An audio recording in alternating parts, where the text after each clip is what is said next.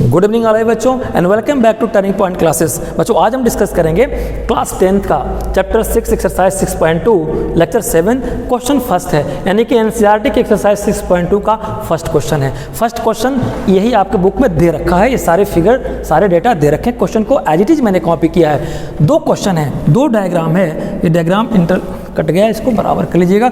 ये फर्स्ट है ए, ठीक है। इसमें इन्होंने पूछा है कि ईसी बताओ, इसको बताओ, और इसमें पूछा है कि एडी बताओ। तो एडी बोले तो कौन सा, ये बताओ। अच्छा, आपको याद होगा बीपीटी थ्योरम को हम लोगों ने डिराइव किया था, प्रूव किया था। बीपीटी थ्योरम क्या कहती है कि एक ट्रायंगल है, उस ट्रायंगल में कोई एक लाइन बेस लाइन है, बेस लाइन के पैरेलल कोई लाइन अगर ड्रा करते हो जो दो डिस्टिंक्ट पॉइंट पे कट करती है, दो आर्म को, ये आर्म को डिस्टिंक्ट टू डिस्टिंक्ट पॉइंट पे, यानी कि ये और यहाँ दो जगह कट करती है, तो ये दोनों आपस में पैरेलल होंगी। तो ये दोनों में है। क्वेश्चन ने खुद कह रखा है, देखो ये पैरेलल दिख रहा है, ये तिरछा दिख रहा है, लेकिन क्वेश्चन ने कह रखा है कि तिरछा मत समझो, पैरेलल ही समझो।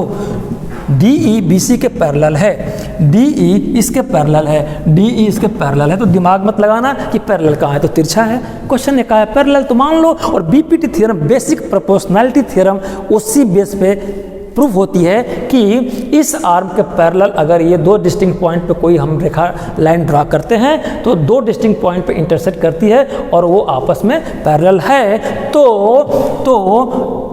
This divided by this equal to this divided by this. यानी कि बीपीटी थ्योरम में क्या देखा था कि अगर ये बराबर, यानी कि थ्योरम 6.1 की भी बात मैं कह रहा हूँ और करस्पॉन्डिंग यानी रिलेट कर दो थ्योरम 6.2 की, दोनों को एक बार पढ़ लीजिएगा, यूट्यूब पर अपलोडेड है। कि अगर ऐसा है कि इस लाइन के पैरेलल ए लाइन है, तो इस ट्रायंगल में दो डिस्टिंक्ट पॉइंट जो कटिंग पॉइंट है दो आर्म पे, इस कटिंग पॉइंट में इसकी रेशियो डिवाइडेड बाय ये दिस डिवाइडेड बाय दिस जो निकालोगे वो इक्वल होगा दिस अपॉन दिस, यही बीपीटी है। सिमिलरली इसमें this upon this equal to this upon this, बस सॉल्व हो गया। इसमें आपको ईसी निकालना है, इसमें आपको एडी निकालना है, पैरेलल दे रखा है। आइए कैसे निकलेगा, तो सवाल सॉल्यूशन ही नहीं है। चाहो तो आप x मान लो, जैसे किसको निकालना है, ईसी निकालना है बेटा, इसी को x मान लो, x करके यहाँ x लिख दो सेंटीमीटर, और एडी निकालना है यहाँ पे एडी, तो यहाँ मान लो कि ये एडी है, मान लो एडी x है, तो सॉल्व कर लो। मैं इतना लफड़े में बच्चों को नहीं डालता, जो नाम आर्म की है उसी को मैं रख दूंगा, सिंपल सा सॉल्व करो। यार मैथ को टिपिकल बना देते हो, इसलिए बच्चे मैथ से उबते हैं, मैथ से डरते हैं। मैथ डरने की चीज़ नहीं है, मैथ लव करने की चीज़ है। और मैथ ही ऐसा सब्जेक्ट है बच्चों जिसमें पूरा आप खो जाओगे, और किसी सब्जेक्ट में आप ना खो पाओ अलग बात है, लेकिन मैथ ऐसा है जिसमें कॉन्फिडेंस रहता है कि ये मेरा सॉल्यूशन सही है, क्योंकि उसको रिवर्सिबिलिटी से टेस्ट करने का पैरामीटर आपके पास होता है और किसी सब्जेक्ट में नहीं होता। आइए, तो अब हमें क्या करना है, इस बार बीपीटी थ्योरम क्या था, एडी अपॉन डीबी।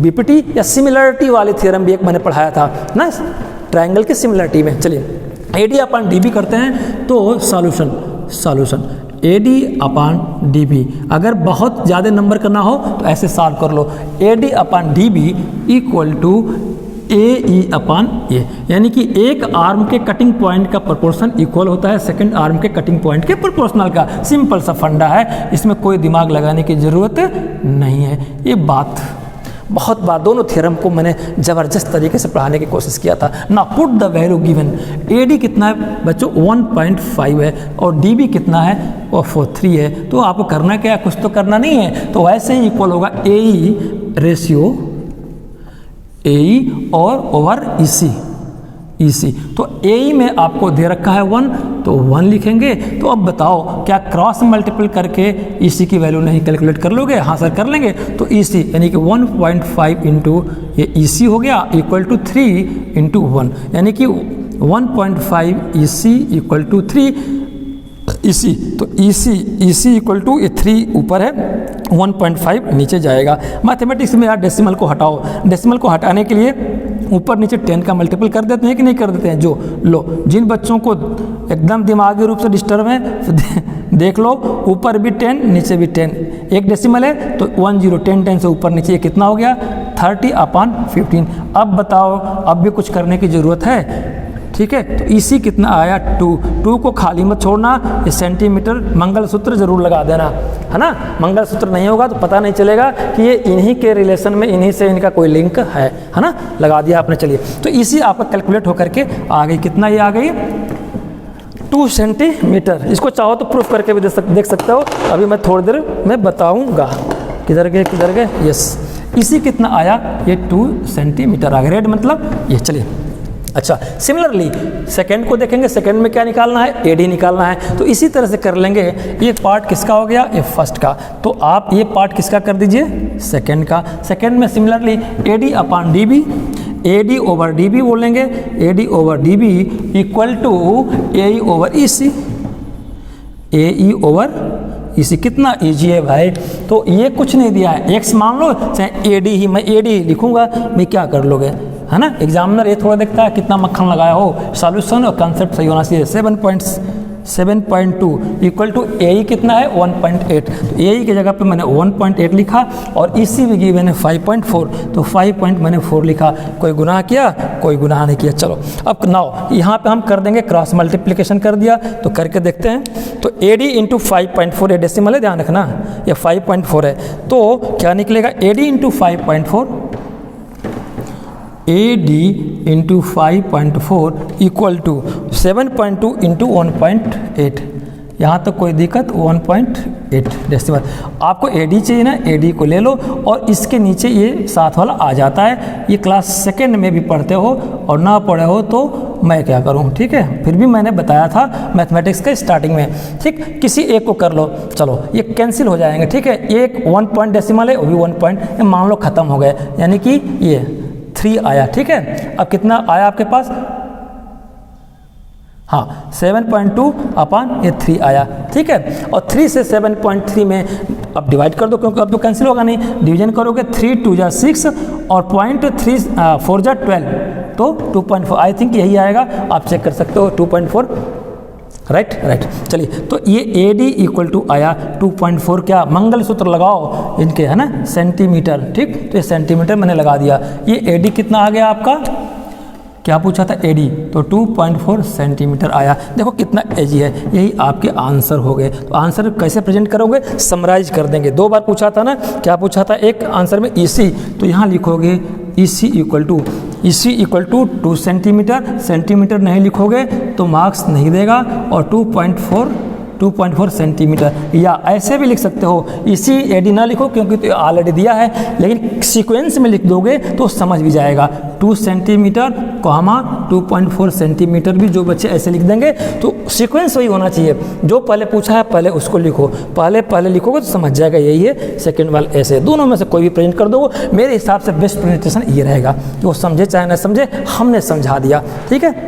यहाँ तो कोई दिक्कत, चाहो तो लेट कर लो, चाहो तो लेट करके ना लिखो, सीधे उसकी साइड करके साइड निकाल दो, ऑब्जेक्टिव तो साइड ही है, ठीक है। चलिए, तो ये बेटा ये रहा सॉल्यूशन क्वेश्चन नंबर फर्स्ट का, ठीक। अब क्रॉस वेरिफिकेशन करते हैं, सर जी जो आपने निकाला क्या सही होगा, सही होगा। देखो यहाँ पे क्रॉस वेरिफिकेशन, ये सॉल्यूशन का पार्ट नहीं होगा, ध्यान रखिएगा, ये आपको संतुष्ट करने के लिए लिख रहा हूँ मैं।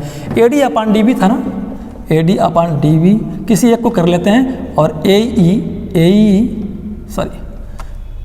ए अपॉन ई सी, ठीक है। ए डी कितना है, ए डी कितना 1.5, ये पहले से था, और डी बी कितना था 3, ये भी पहले से था, और ए ई कितना है, ये पहले से था, और ई सी आपने निकाला है 2। देखते हैं लेफ्ट राइट दोनों बराबर हो जाता है कि नहीं, ठीक है। ये डेसिमल हटा देंगे, ठीक है। रेशियो बराबर होनी चाहिए ना, रेशियो की बात नहीं कर रहा हूँ, तो रेशियो कैसे, ये डेसिमल है ना, तो ऊपर नीचे 10 का मल्टीपल कर देंगे, तो 1.5 इंटू 10 और नीचे 3 इंटू 10, आई 1/2 अपने पास है, ठीक। तो ये कितना हो जाएगा, ऊपर वाला 15 और नीचे कितना आएगा 30, हो गया। और ये 1/2 तो पहले से है, 15 2 जा 2, यानी कि 1/2 ये भी आ गया, 1/2 देखो लेफ्ट और राइट दोनों बराबर हो गया, प्रूफ हो गया ना।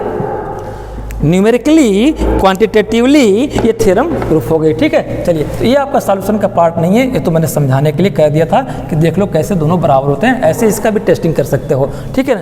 वैसे आपस में किसी आर्म पे किसी आर्म से आप करके टेस्टिंग कर सकते हो, बराबर आएगा इन बिटवीन, ठीक है। चलिए, तो आज का लेक्चर बस इतना रहने देते हैं, ये सॉल्यूशन रहा। कोई दिक्कत हो मुझे कॉल करिए, एनी टाइम मिलेगा, क्वेरीज करेंगे, पूछूंगा, व्हाट्सएप से लेकर किसी भी नोटिफिकेशन में भी डालोगे तो चलेगा। अच्छा लगा लेक्चर, सब्सक्राइब शेयर कर दीजिएगा, अदरवाइज आपकी मर्जी, नहीं लगे बुरा लगा तो भी लिखना कमेंट में कि क्या इम्प्रूवमेंट मैं और आपके लिए कर सकता हूँ। आज के लेक्चर बस इतना ही रहने देते हैं। लास्ट में अपील करता हूँ, आज भी कर रहा हूँ, राष्ट्र आपका है, राष्ट्र में बिजली बचाए, अपने घर में बिजली की चोरी ना होने दें। बिजली की चोरी एक दंडनीय अपराध है। Please save electricity, your little saving may be useful to needy and minded. Theft of electricity is a punishable offence. Thank you very much. Good night all of you.